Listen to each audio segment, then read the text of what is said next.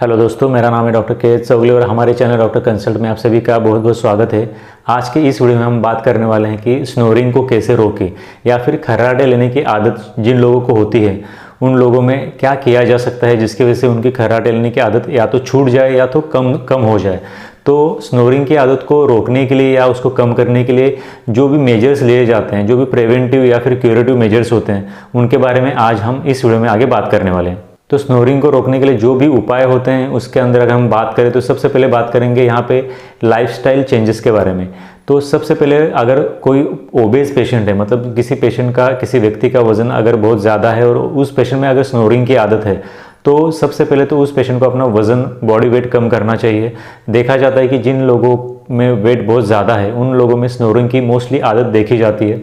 तो अगर कोई व्यक्ति जो ओबेस है और जिसको स्नोरिंग की आदत है, वो व्यक्ति अगर अपना वज़न कम कर लेता है तो उससे भी उस व्यक्ति की स्नोरिंग की आदत कम होने में या छूटने में काफ़ी ज़्यादा मदद मिलती है। तो इसलिए वेट मैनेज करना ये सबसे पहला उपाय होता है। दूसरी बात, जिस भी पेशेंट को रात में स्नोरिंग करने की या फिर खर्राटे लेने की आदत है उस पेशेंट को कभी भी सुपाइन पोजिशन में नहीं लेटना चाहिए, नहीं सोना चाहिए। इस तरह के व्यक्ति को हमेशा अपने लेफ्ट या फिर राइट लैटरल साइड पे सोना चाहिए। जब भी इस तरह का पेशेंट जिसको स्नोरिंग की आदत है वो पेशेंट अगर सुपाइन पोजीशन में सोता है तो उसकी वजह से उसके फेरिंग्स में जो उसका एयरवे होता है उसमें फिर से ऑब्स्ट्रक्शन बढ़ जाता है, उसकी वजह से स्नोरिंग के चांसेस काफ़ी ज़्यादा बढ़ जाते हैं। इसलिए इस तरह के व्यक्ति को जिसको खर्राटे लेने की आदत है उसको हमेशा अपने लेफ्ट या फिर राइट लैटरल साइड पर सोना चाहिए। इसी के साथ साथ जिस भी पेशेंट को रात में खर्राटे लेने की आदत है उस व्यक्ति ने रात में, मोस्टली रात में कह रहा हूँ मैं, रात में उस पेशेंट को कभी भी अल्कोहल या फिर इस तरह से नशा करने वाली कोई भी चीज़ें रात में उस पेशेंट ने नहीं लेनी चाहिए। जब भी कोई व्यक्ति जो खर्राटे लेता है, जिसको खर्राटे लेने की आदत है, अगर वो व्यक्ति रात में शराब पीता है या इस तरह से कोई नशा करने वाली चीज़ लेता है तो उसके वजह से उस व्यक्ति में स्नोरिंग की आदत या फिर स्नोरिंग का जो प्रॉब्लम है वो उस रात बाकी दिनों के मुकाबले और भी ज़्यादा बढ़ सकता है। इसके बाद हम इस तरह के पेशेंट में नेज़ल स्ट्रिप्स और डायलेटर्स का भी इस्तेमाल कर सकते हैं। जैसे आप यहाँ पे मेरे साइड में देख सकते हो, ये नेज़ल स्ट्रिप्स होते हैं और उसके बाजू में आप देख रहे हो नेज़ल डायलेटर्स होते हैं। तो इस तरह से नेज़ल स्ट्रिप्स और नेज़ल डायलेटर्स का इस्तेमाल करने की वजह से नेज़ल पैसेज के डायलेट होने में और एयर का फ्री फ्लो होने में काफ़ी ज़्यादा मदद होती है। इसकी वजह से भी उस पेशेंट में स्नोरिंग का प्रॉब्लम काफ़ी हद तक कम हो जाता है। इसके बाद जो थर्ड ऑप्शन होता है वो होता है सीपैप थेरेपी। सीपैप थेरेपी के अंदर उस पेशेंट को सीपैप मशीन का इस्तेमाल करके कंटिन्यूस एयर फ्लो दिया जाता है, जिसकी वजह से उस पेशेंट के जो एयरवेज है वो कॉन्स्टेंटली ओपन रहते हैं, जिसकी वजह से भी उस पेशेंट को रात में स्नोरिंग की प्रॉब्लम नहीं होती। सीपैप मशीन, सीपैप का मतलब होता है कंटिन्यूस पॉजिटिव एयरवे प्रेशर। तो इस तरह से सीपैप मशीन के द्वारा भी उस पेशेंट को ट्रीटमेंट या फिर थेरेपी दी जाती है, जिसकी वजह से उसके एयरवेज ओपन रह जाते हैं और इसकी वजह से उस पेशेंट में स्नोरिंग का प्रॉब्लम काफ़ी हद तक कम हो जाता है। इसी के साथ साथ स्नोरिंग को रोकने के लिए कुछ ओरल अप्लायंसेस भी मिलते हैं, जिनके अगर हम बात करें तो आप यहाँ पे कुछ ओरल अप्लायंसेस जिनकी मैं अभी बात कर रहा हूँ उनको आप यहाँ पे देख सकते हो। तो ये कुछ ओरल अप्लायंसेस है जिनका इस्तेमाल करके भी जिस भी पेशेंट में स्नोरिंग की प्रॉब्लम है उस व्यक्ति को रात में सोते वक्त इन ओरल अप्लायंसेस को इस्तेमाल करते हुए सोना होता है।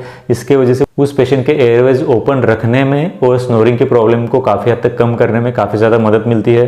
तो इसलिए ओरल अप्लायंसेस का इस्तेमाल करना भी स्नोरिंग के प्रॉब्लम को रोकने में काफ़ी ज़्यादा मददगार होता है। इसके बाद अगर खर्राटे लेने की आदत किसी पेशेंट में है तो उसको रोकने के लिए हम उस पेशेंट में सर्जरी भी कर सकते हैं।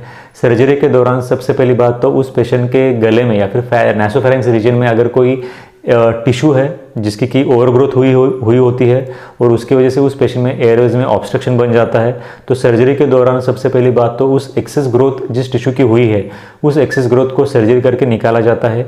इसी के साथ साथ अगर किसी पेशेंट में डेविएटेड सेप्टम है तो उसको भी करेक्ट किया जाता है इस सर्जरी के दौरान। तो सर्जरी ये भी एक हेल्पफुल ऑप्शन है जिसकी सहायता से हम किसी भी पेशेंट में स्नोरिंग की प्रॉब्लम को काफ़ी हद तक कम कर सकते हैं। इसके बाद अगर किसी भी व्यक्ति में स्नोरिंग का प्रॉब्लम होने के पीछे अगर कोई अंडरलाइंग मेडिकल कंडीशन है तो उस अंडरलाइंग मेडिकल कंडीशन को सबसे पहले ट्रीट किया जाता है या फिर ट्रीट करना ज़रूरी होता है। अगर हम बाकी उपाय करते रहें और हमने जिस कारण की वजह से उस व्यक्ति में स्नोरिंग की प्रॉब्लम हो रही है उस बेसिक मेडिकल कंडीशन को ही अगर इग्नोर कर दिया तो फिर उतना अच्छा रिजल्ट नहीं आ सकता। इसके लिए जिस भी बेसिक रीज़न की वजह से उस पेशेंट में स्नोरिंग की प्रॉब्लम हो रही है उस बेसिक मेडिकल कंडीशन को ट्रीट करना और उसको करेक्ट करना काफ़ी ज़्यादा ज़रूरी होता है। तो अगर हम यहाँ पे अंडरलाइंग स्लीप कंडीशंस की बात करें तो इसके अंदर उस पेशेंट में स्लीप अपनिया हो सकता है या फिर कोई एलर्जिक कंडीशन हो सकती है, एलर्जिक राइनाइटिस का प्रॉब्लम हो सकता है, साइनस का प्रॉब्लम हो सकता है। तो ये कुछ ऐसे एसोसिएटेड अंडरलाइंग मेडिकल कंडीशंस हैं जिनके वजह से भी उस व्यक्ति में या फिर उस पेशेंट में रात में स्नोरिंग का प्रॉब्लम हो सकता है। इसके बाद हम किसी भी व्यक्ति में अगर स्नोरिंग की प्रॉब्लम है तो उसको रोकने के लिए उस पेशेंट में हम पोजिशनल थेरेपी दे सकते हैं। इसके अंदर हम बैकपैक का इस्तेमाल करते हैं, जो कि आप यहाँ पे इस वक्त देख सकते हो। तो ये एक बैकपैक डिवाइस है। तो इस बैकपैक डिवाइस को पहनने की वजह से वो पेशेंट रात में सुपाइन पोजीशन में नहीं सो पाएगा और वो अपने लैटरल पोजीशन में ही सोएगा। इसकी वजह से भी उस पेशेंट में स्नोरिंग का प्रॉब्लम काफ़ी हद तक कंट्रोल करने में मदद मिलती है।